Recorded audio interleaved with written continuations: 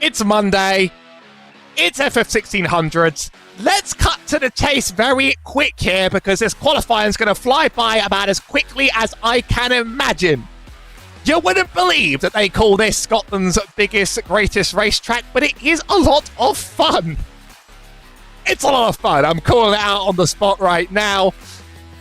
Takes a lot of fear and a lot of bravery to run up and down these near blind chicanes on this super thin, super fast layout, sub 60-second lap times to find the racing around here.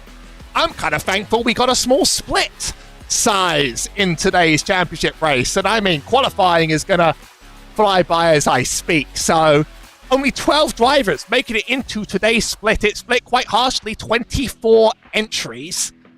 Get some quick championship standings up, which are useful this week because we have our drop weeks starting to get introduced. Only a top 8 out of 12 weeks are counted.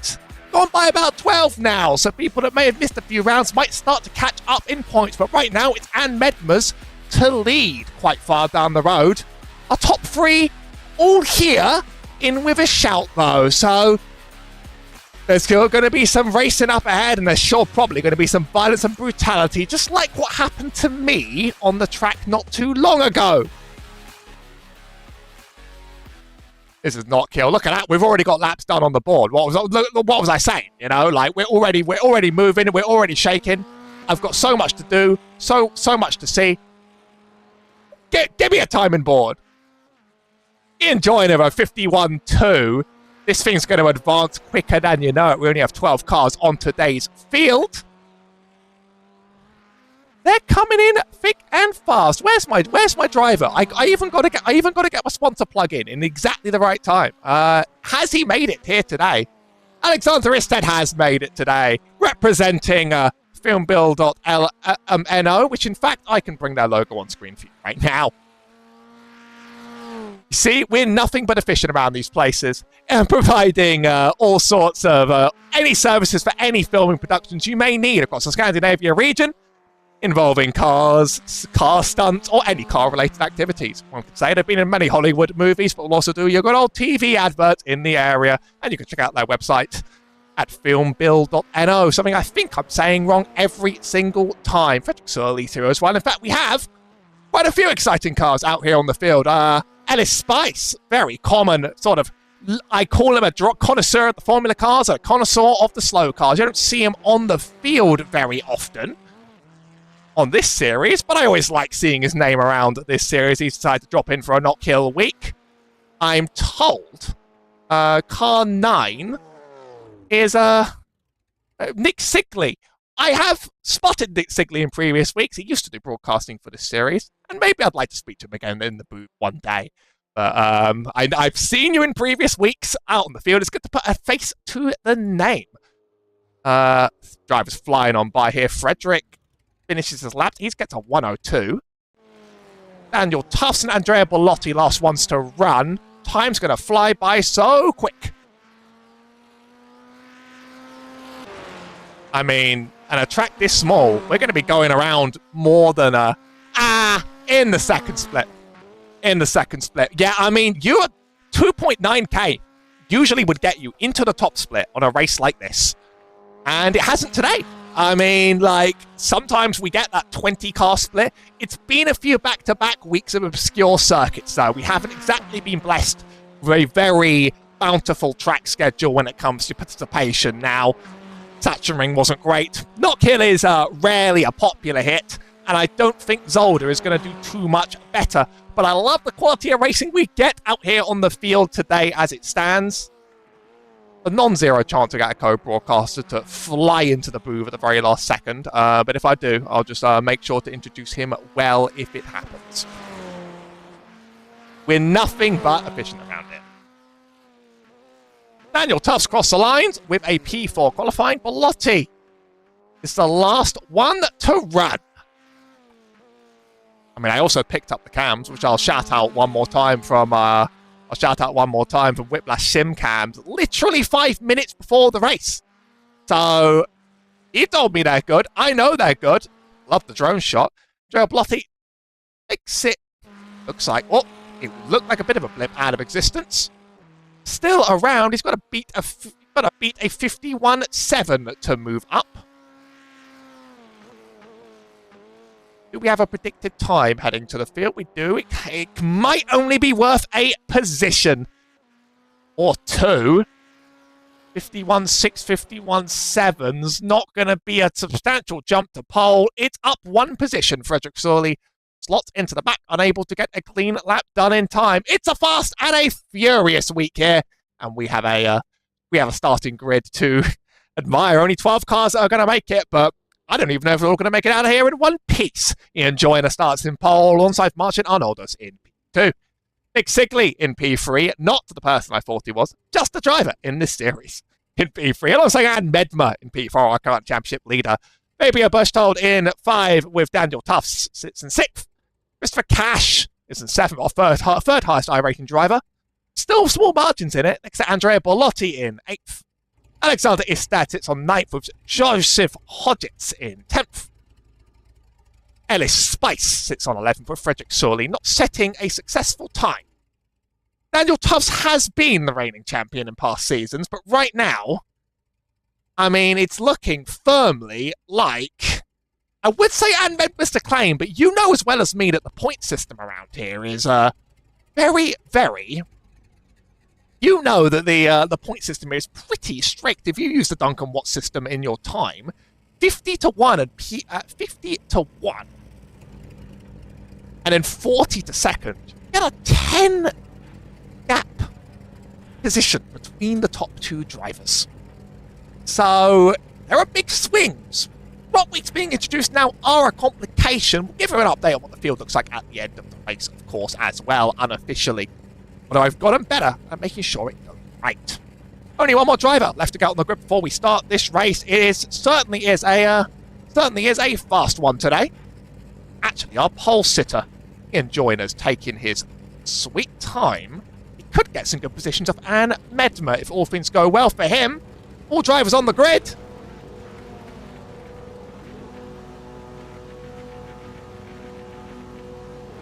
It's a long hole, but we are green. Ian Joyner first off the grid, but that's a good run from Martin Arnoldus just behind. Going to be covered off side by side further behind Nick and Anne Medmer. Anne Medmer running. Anne Medmer's gonna looks like it's gonna have the outside line covered off very well. We've actually made it cleanly through the first lap. It is quite a brutal one. 2K second split. Daniel Tufts looking to also make up places on the inside here. Christopher Cash in that blue car.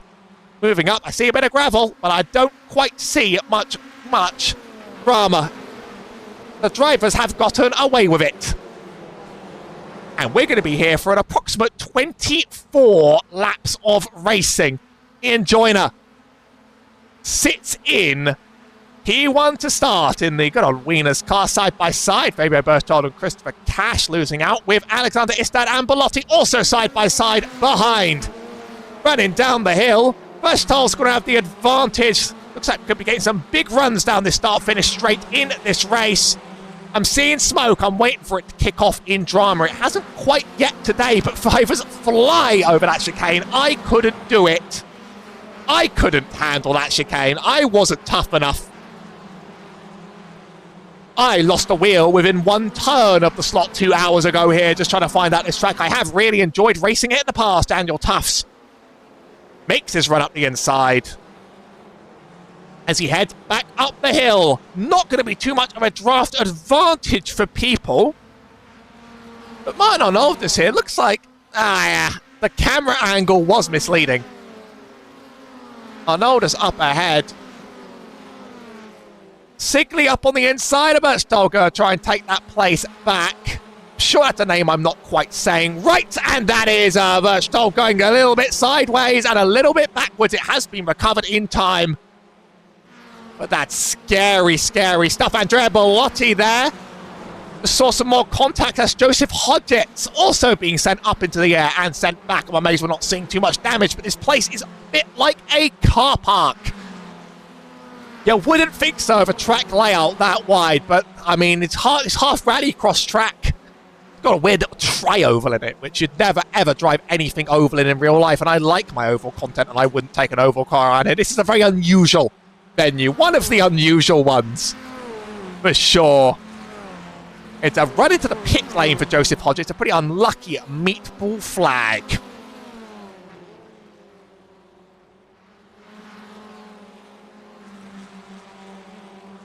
Further up, the top three making a bit of a run away with it for now. It's a 1, 2, and 3 joiner over Arnoldus and Medma. Daniel Tufts has a second and a half to make up behind, and Nick Sigley's got another 1.8 even further back. Alex Istad on Sigley's rear. I think he's going to go claim that inside. That's quite wide hairpin, probably one of the greatest overtaking spots on this circuit. Almost too wide. There's a good run here for Martin Arnoldus, but it's not going to be enough. And Medma with the fastest lap in P3. I think they're going to be trading that for a whole race. The estimation's 24 laps. Sounds like a long day. And then it's all over in 20 minutes' time.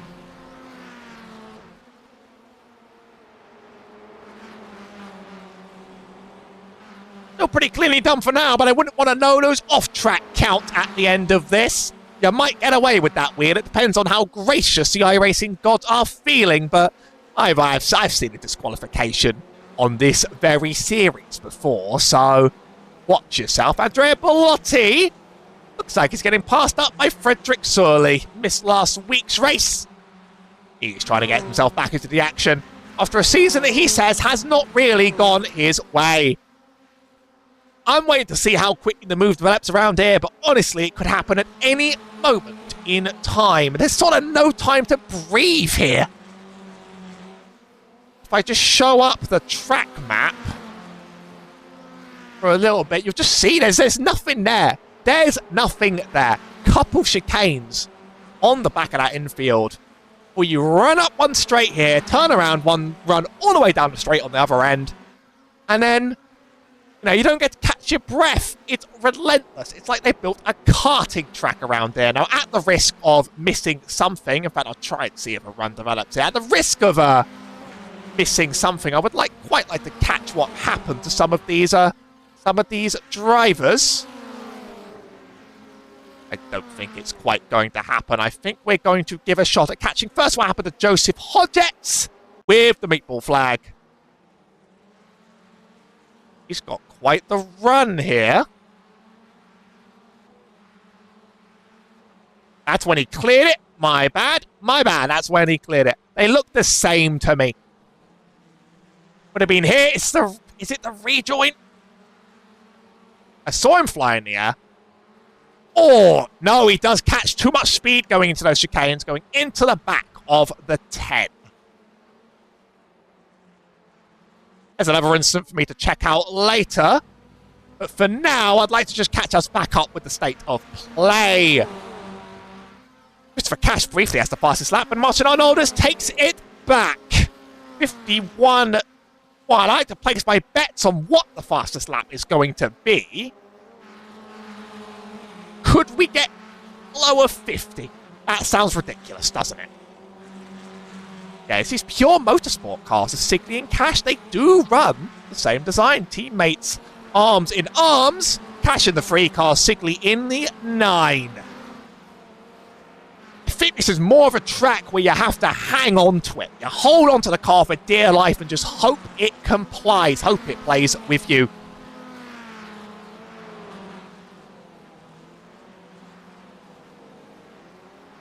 Andrea Bellotti wants to sort of make a move a little bit further behind, I reckon. Bellotti was fast early on in this race. Can I catch where Bellotti lost it all? I'm going to try and work that out in my list of events while we track what's going on with these drivers right now. You'll want to know. This gravel is going to get in this camera. Of course, it's rough, it's irritating, and it gets everywhere.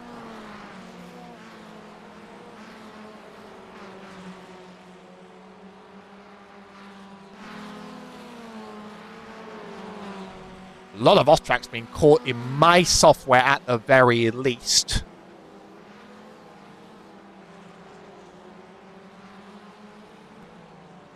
Further up front, it really only a top two, and Medma's made it through, and as Martin Aldous has just flown absolutely back. In fact, that was a pass, and we can catch the pass before returning to reality. Is Anne Medma in the one car, highest I rating driver in a lot of these races. Wonder if there's an sort of incident or an accident that causes this, or whether it's just an outplay. We do see some aggressive driving. Covers the inside the four and then just seems to give it up. And he has now dropped a bit off the back of this field. And in fact, Anne Medma might be willing to make this move very, very soon. Both running through that sort of pit road on their way out here. They fly down the track.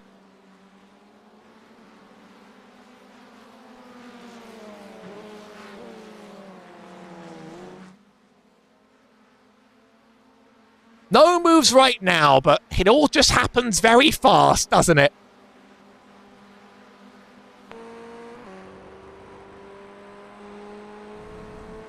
Yeah, and giving you some perspective as to how wide this track is. It's not very wide. But there are some spots where you can make your move. We're breaking up the toe here by Ian Joyner, or trying to make moves to dominate this inside line. Swings back on. It looks like you can cut all the way into pit exit as long as there's not a car there, and you just fling yourself through this track. And the moment you have a bit of respite comes this corner that claimed my car and my soul. It's essentially blind. This place is scary, and it takes someone very talented to stick with it for 10 minutes, let alone 20 at these speeds. This whole field very much showing it, and it's Daniel Tufts, if you look a little bit further behind, on the rear of Arnoldus. Wants some of those points back. These races will often pick up in intensity near the end and boil over and explode, as I like to say. Any drivers trying to bide their time, and it looks a little bit like Anne Medma's getting a little bit closer every single lap. Could blow up any second. But we're not there yet. A little bit look at some battles further back on the grid. Frederick Sorley wants to pass Bellotti, and Berchtold wants to get past. I always get this wrong. I always get my overlay wrong. Sorley wants to pass Sigley, and Berchtold wants to pass Bellotti. There are not many people here. I can get it together side by side now from Anne Medma. Going to get a bit more momentum on the outside, but I figure it's not a great line to have.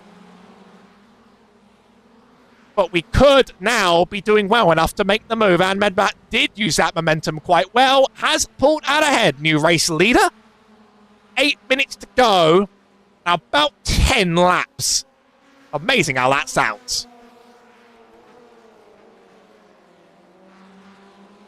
And next week, as mentioned by Beatrice in chat, who I do wish the best of recovery for her and her whole family. We go to Circuit Zolder, where we were not last week, technically last week, I'll say yesterday. What do you count as a week in the UK? Well, the Skip Barber series. And it was tough, and it ended in a dramatic free-wide attempt at a pass on the last lap that didn't quite work. It's Chicane and Jump City. It's a dramatic track, and it's a challenging one, and we're here same time next week for some more of that fun. This season starts to wrap itself up in just a week or two before we finish the season at my favourite track in the world. I don't even need to say it. Brands Hatch. This championship's going to heat up. Especially if Joyner or Arnoldus, who has caught up now, can get on the back of Anne Medma. He would love to pull away a significant points margin. That will be hard to make up. It will be very hard. Really, a two-horse race, and Ian Joyner needs this position. But you do have to earn that one car, perhaps by being 6K I rating.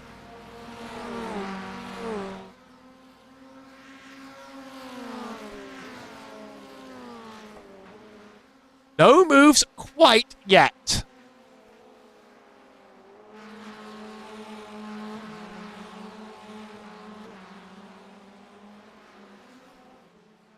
We move on. About visualize the gaps from up here. Nice view, really. Why don't we just take it a little bit closer? That's a little bit closer. I would like to visit Knockhill one day. This track is just unusual.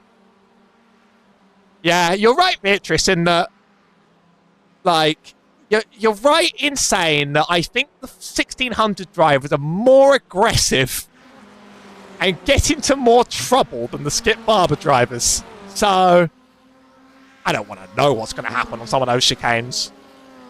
Tricky, tricky track in many cars. Arnoldus isn't really on this train, but I can expect Joyner to make this attack today. In my lifetime. Oh, these cars really catching air around here. And I do like these drone cams. Whiplash get you hooked up very, very well. I don't know how you make them. But maybe that's why. Maybe that's why they're experts at their game. 5 minutes. 6-7 laps is my estimation. I believe this will be lap 18 out of 24. And my baby level maths says 7. Alright? Like, I had to count that on my fingers. I can speak fast and I sure can't count fast. I just come up with stupider stuff. Is Frederick Surley still trying to size up Nick Sigley? I see some real smoke kicking up from behind. Look at how hard these cars fly through the air. I wasn't attacking it nearly that much, and that's what made me slow. Still the pass not being quite opened up, but if you're within about a 10th, you can start to try and make an outside move. Sigley disappears for a second. I think that causes, I think Frederick's got some cold feet from that. I think the move was on, but I understand the fear as well. More laps to do it in.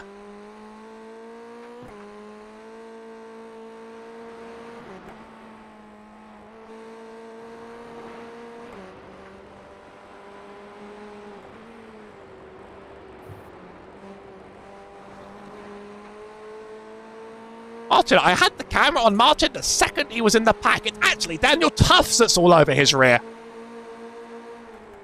Looking to make this move very, very real. Hasn't gotten alongside enough. There's bravery required. But the draft's going to be very, very real now. Ready to go side by side. How hard did they cut into pit lane? Not quite nearly as much, but I think this outside line gives you a lot of momentum. No, still not quite there yet. Daniel Tufts looking for that third. It's going to be given up. Just going a little bit wide. It's still a bit of a duel. But that's a clearing by Daniel Tufts, and that's points on the board at the very least. Ian Joyner not done at all.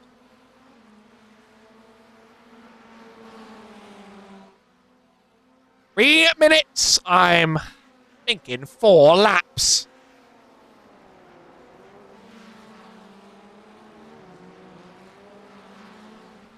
Keep an eye on how fast these drivers fly as there's weaving all over these straights just to try and stop the motion.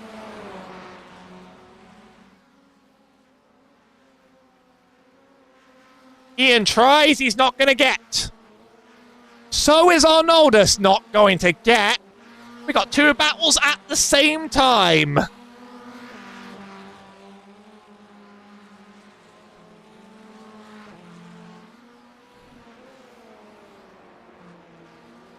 Here the slowing down up ahead. It's not quite it yet, but Ian's ready to make this move any time soon. Don't block me, wonderful Scottish hills. I think he has momentum, and he might even have the better line. There's almost contact. They keep it very clean.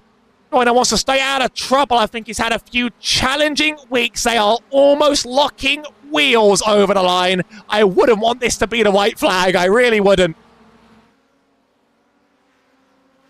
Still side by side, they've done it cleanly, and Redmer holds onto it just a little, trying to go for the switchback now, and has just put his car right in the way at the perfect time. I love the way a drone flies around this track.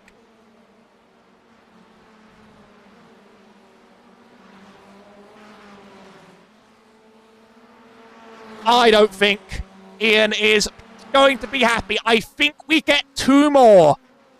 I think if we cross the line before the 50-second mark, we're going to get two more laps of this. And don't look away for a second. This has been a dogfight. Outside line this time for Ian Joyner, and seems to like the inside though. He's chosen it twice. I see it spinning behind. It's Daniel Tufts. We can keep an eye on this. We're in the dead portion of the track. Daniel Tufts just ahead at this point. And it's a self-spin, throwing the car down the hill. Too much bravery eventually does it. Good recovery. I believe this could be the last lap. I'm going to need to check on the flag stand. We are waving the white flag now. And holds it, but we have one more in the tank. This will be the last shot at turn one, and that is very confident, pointing his car in. This would set him up for a championship to walk away from. Ian might not make this easy, though.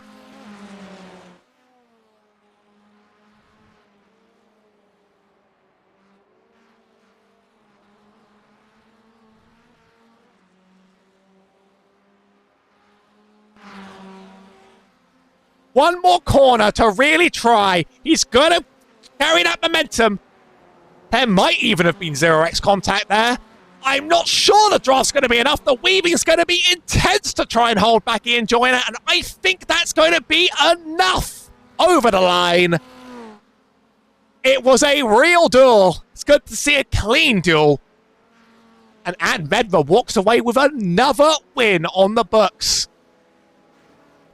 Oh, we have Wrecking over the line. What did I just see? We're gonna have to keep an eye on that one. You don't get to flip a car over the line like that and not show us. This is Daniel Tufts on the back of Alexander Istad. I think there's a slow car in the middle. Oh, that Chris Cash's car. I think Chris Cash there. Did the... Show me the onboard. Show me the onboard. I just want to see what quite happened to his car. Whoa! Fear of death!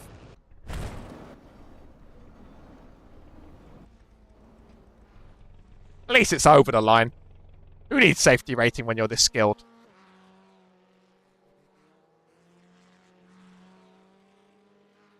That's a whole field of 12, and it was tight racing.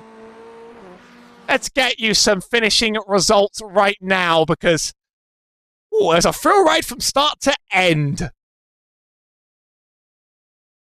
Only 12 drivers make it here today, and Ann Medmer clears over Ian Joyner with Martin Arnoldus in P3, Christopher Cash in 4th, Alexander Istad in 5th, Daniel Tufts beats out Fabio Berchtold, Nick Sigley Frederick Sorley and Andrea Bellotti. Austria drivers Ellis Spice and Joseph Hodgetts took damage early on in the race. As predicted, this is going to really widen that championship now. 4 drop weeks and Anne has barely dropped a beat and is sort of in line to take a big win, but you're gonna have to still perform in the next 2 races to have it locked in for certain. And I wouldn't go anywhere. I don't think the good racing is going to stop at all. We're here same time next week on the channel for Circuit Zolder. It's a real fun one. Well, it was a fun one yesterday. We'll see how these drivers quite take to it. Season wraps up just as quickly as it starts. I've been Howie Burroughs. Thanking you for tuning in and wishing you a great week up ahead.